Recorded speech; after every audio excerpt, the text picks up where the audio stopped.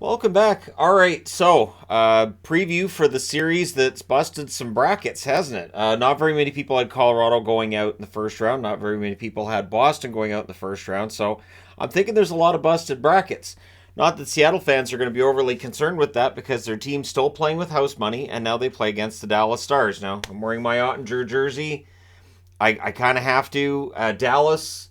Dallas, unlike Boston, very rude of Boston not to respond when I'm wearing their jersey. So thanks, Dallas, for winning regularly when I wear their jersey. So they beat Minnesota in the first round, 4 games to 2, which wasn't really a huge surprise. The huge surprise right here is Seattle coming out of that series against Colorado, winning it in 7.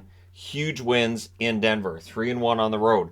So that's something Dallas has to keep in mind. They do have home ice advantage, but has it been a home ice advantage? Not during the regular season, no.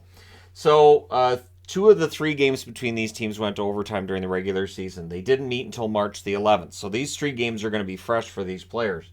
Dallas won that game 4-3 in overtime in Seattle. Heiskanen scores the winner at 3:26 of the overtime. Then on March the 13th, still in Seattle, Dallas wins 5-2. So they won back to back in Seattle. Pavelski had the winner in that one at 3:03 of the second period. So Dallas won both in Seattle. Then the third meeting is in Dallas. That's on March the 27th, and Seattle won that one in overtime, 5-4. Adam Larson with the winner at 1:52 of overtime. So these teams have been close. They really shouldn't be able to surprise one another. There shouldn't be Dallas taking them for granted. Dallas isn't really a team that's so high up in the contender status that they would do that anyways. I wouldn't think. So this should be a close series. This should be a pretty low scoring series. I think I'd be very surprised if we see 5-3, 6-4, 7-5 kind of numbers. So Rope Hintz led Dallas in scoring in that first round with 5 goals, 7 assists, 12 points.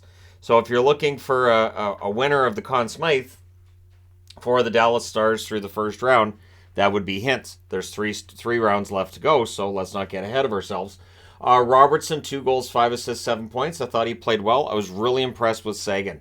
4 goals, 2 assists, 6 points. So with Pavelski on the shelf, Sagan stepped in and did really, really well. And so, honestly, very, very impressed with Sagan. Heiskanen, 6 assists for him.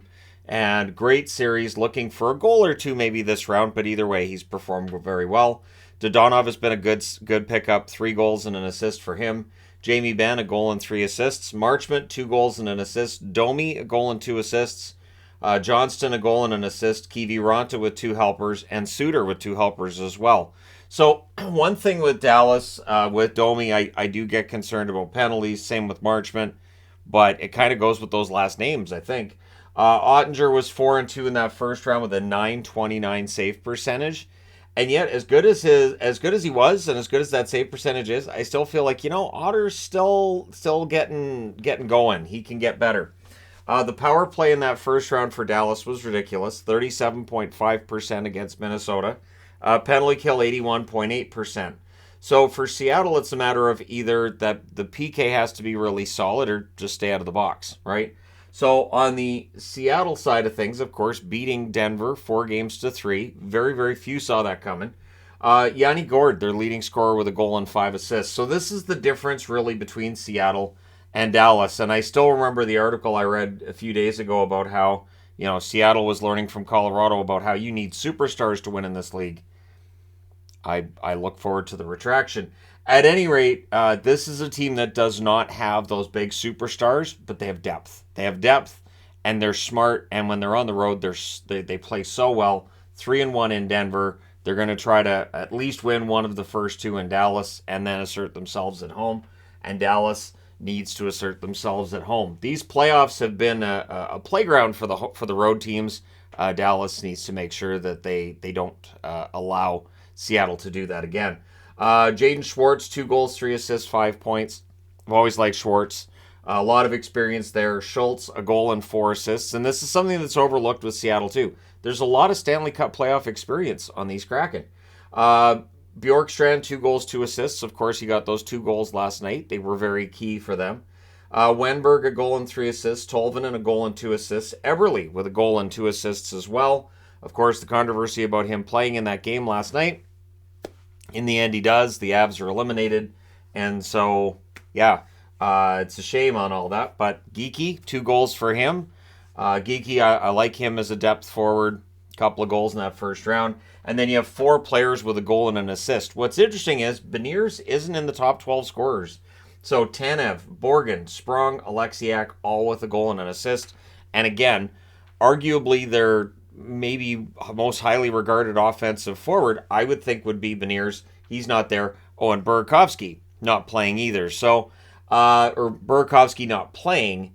And of course, Beniers not in the top 12. But yeah, this is going to be an interesting round. Of course, with Dallas, the question is going to be, so Pavelski, what's going to happen with there? Is he going to play? And then Grubauer. Grubauer had a great series against Colorado. Goes 4-3 with a .926 save percentage. Can he do it for another round, right? So on the power play, Seattle was 14.3% that last round, nowhere near where Dallas was. Their penalty kill, though, 88.9% against the Avs. The Avs went 1 for 1 last night, also meaning Seattle only took 1 minor penalty that put them shorthanded in that entire Game 7 in Denver, in the thin air. Again, really, really impressive win for Seattle, and now it's up to Dallas to try to stop them. So I'm taking Dallas, but this series could absolutely go either way. And I'm really looking forward to it. Whichever team that wins this, odds are when we get to that Final Four, I'll probably be rooting for them to win the Stanley Cup. Definitely if it's Dallas, of course. They're my pick now. Seattle, though, they've been really fun to watch all season, and they're definitely not a team that you can take for granted. One thing I said before the playoffs started, we're due for some big upsets. We got them. I didn't predict them, so I can't take credit for the ones that did happen at all. But at any rate, can Seattle do it again? Can they beat the Dallas Stars? I think the answer is they can. But if Dallas was watching that series with Colorado, hopefully they learned something from that and don't fall into some of those same traps as the Colorado Avalanche did. Let me know your thoughts in the comment section below as always. Don't forget to hit like and subscribe if you're browsing your way through. You just happened upon this video. Thank you guys so much for all your support. I will talk to you again soon.